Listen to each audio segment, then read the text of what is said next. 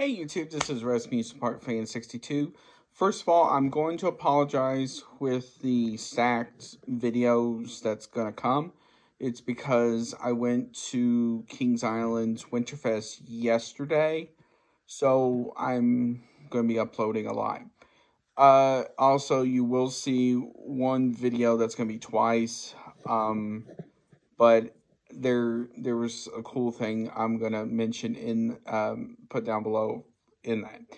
Now, this is NXT Deadline review. NXT Deadline was this past Saturday, the 10th of December. So here is the review of all of that and my thoughts on it. On the kickoff show, we had Axiom versus Nathan Frazier. Now, this was a good match because it was a fast-paced match, and the winner was Axiom. Now we go to the main show. Shawn Michaels went into the ring, and about not even a minute later, CM Punk came out to clear things up with Shawn Michaels from their past. And it was neat. So they did the picture spot and everything. It was a cool little segment. Now, the first match on the show was Dragon Lee versus Dominic Mysterio. Now,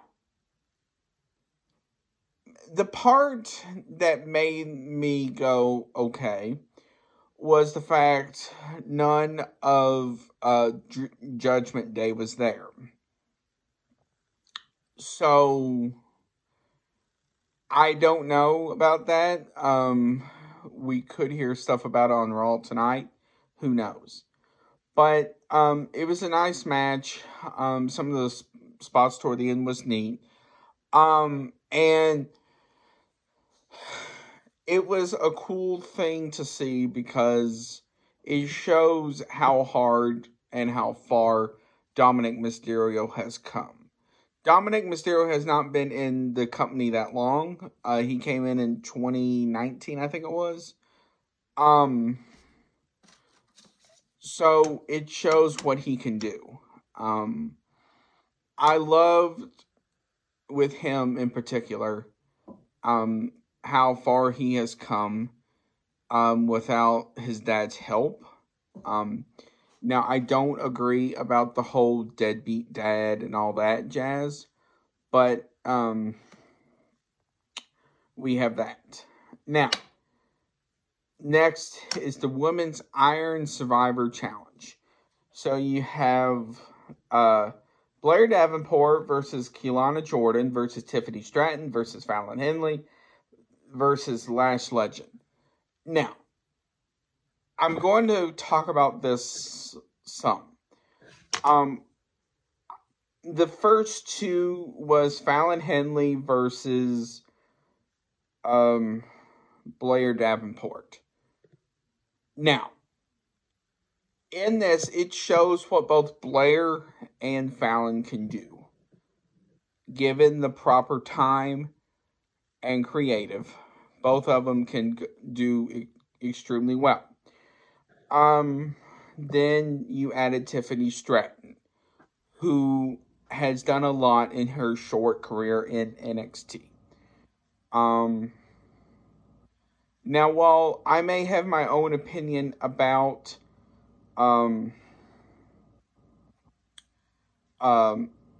Tiffany's daddy's rich girl persona, it shows what she can do. Next was Kianna James. Now, she's only been in WWE about 6 months, but she is a talented individual. I think she was in the Michigan State Gymnastics, I think. But some of the spots she can do, it shows. Now, she still may have some stuff that she needs to work on, like promo work and etc., but it shows what she can do.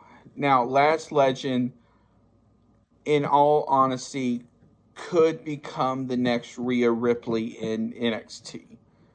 She's strong. She's athletic. She can do a lot. Now, the part I think with her in particular that is could potentially hold her back down the road is metaphor. Now, the part I did not like in this match was the spot where both Tiffany Stratton and Fallon Henley were in the penalty box. And when Lash Legend came out, she was the freshest matchup. Metaphor blocked the door, so they had to get creative. Like I said, that is going to be the one thing where I think that could hold her back down the road. But we will have to see. The next match after that was Carmelo Hayes versus Lexis King. Okay. I think it's almost about time for Carmelo Hayes to get called up. He is expected to be the NXT spot in the United States Championship on SmackDown. Now, is this his official call-up? I have no idea. But as far as Lexis King is concerned, while he does have somewhat of the ick factor, you can still tell he is the new person in the room. But he is learning. Now, I also like the spot after Lexis King lost. He got a microphone and was like, I wasn't the one who attacked Trick Williams, but thank you for the spotlight in the PLE. And this goes back to the whole NXT Anonymous from October of Trick Williams going out of the room, Carmelo Hayes checking his phone, and Lexis King was in the next room over also checking his. Could that be a coincidence? Maybe, maybe not. The next is the Men's Iron Survivor Challenge. So you have Trick Williams versus Braun Breaker versus Dijak versus Tyler Bates versus Josh Briggs. Okay. The first two was Josh Briggs versus Tyler Bates. Like the women, if given the proper time and creative, they can get it done. The next, you added Dijak. Now, while I don't agree in his whole justice persona per se, it's still, given for what he has done in the short time he's been back in NXT, he has done the work. The next is Trick Williams. He is the next person who's gotten over, just like some of the other people, like LA Knight, like John Cena, and so forth. When Trick Williams' music hit, you could hear the crowd going, "Whoop that trick. Whoop that trick." Now, the next after that was Braun Breaker. Now, he immediately came in, and within 40 seconds, he beat 3 people. So, don't ask me how Trick Williams was able to beat, I think it was like 3 people to win within those last few minutes. Next is the steel cage match between Kianna James and Roxanne Perez. Now, this feud has been going on for quite a bit. It's kind of got lost in the shuffle a little bit with NXT recently. They had a good match at Halloween Havoc. I believe it was night one. With that, I forgot what it was called.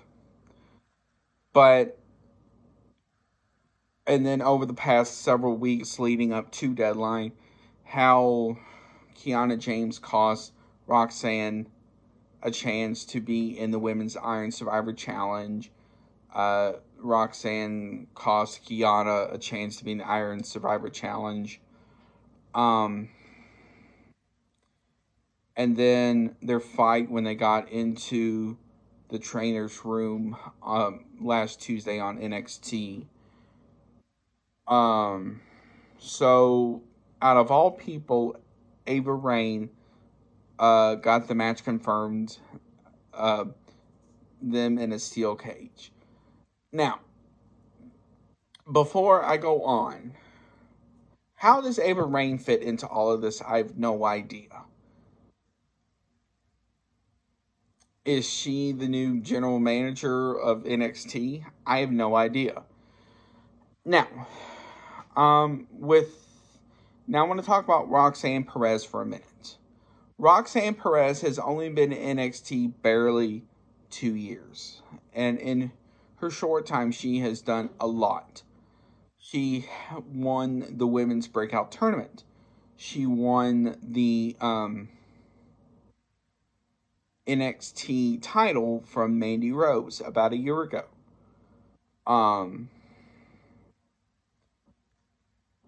And all this other stuff. But now we are starting to see a more darker side of her, I should say. Like in her promo that she did for Kianna, she's talking about how Kianna hasn't liked Roxanne since she came to NXT, how they signed their contracts together, and all of that. Now, I forgot to mention too, the other thing Roxanne won was the women's tag titles with her best friend at the time, Cora Jade, who also returned after the Women's Iron Survivor Challenge. I forgot to mention that as well. But, which leads us into the steel cage match. Now, there was a lot of cool spots with the cage. But it was when Roxanne was trying to get out of the cage and the cage door slammed in her face, and a friend of Kianna James, I will look and see what her name is, slammed it, which cost Roxanne the match. Now, I did like the angle they did after their match. I assume this was going into the next match, which I'll get to here in a second.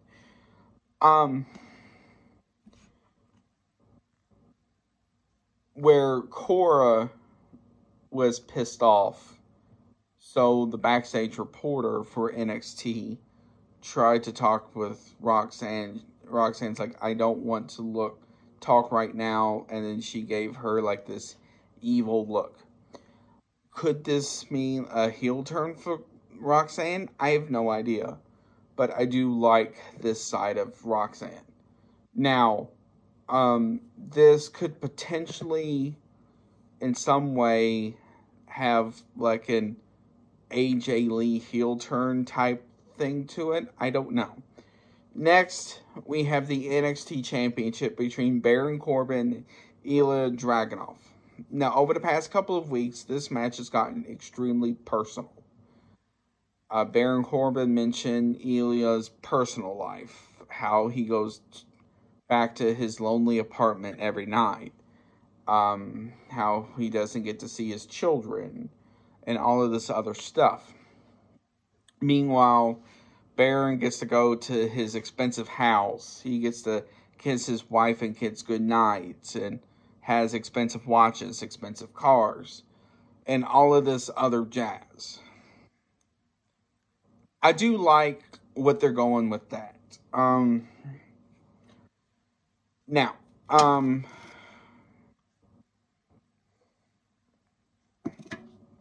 Baron's entrance had a lot of the biker taker feel to it. But Ela came out in his normal attire. So they did a lot of cool moves, a lot of cool spots. And you could tell there with some Baron Corbin was shaken somewhat with it.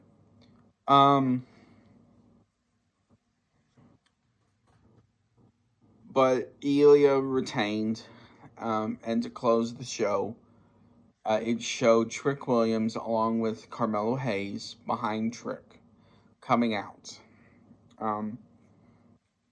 As I forgot to mention as well, with Trick Williams will battle Ilya Dragunov at New Year's Evil on January the 2nd, as well as Blair Davenport will wrestle against Lyra Valkyria on December 2nd as well for the NXT Women's Championship. So overall, that was NXT Deadline, and honestly was a good show overall. It showed what a lot of these superstars can do in if given the right time, place, and creative.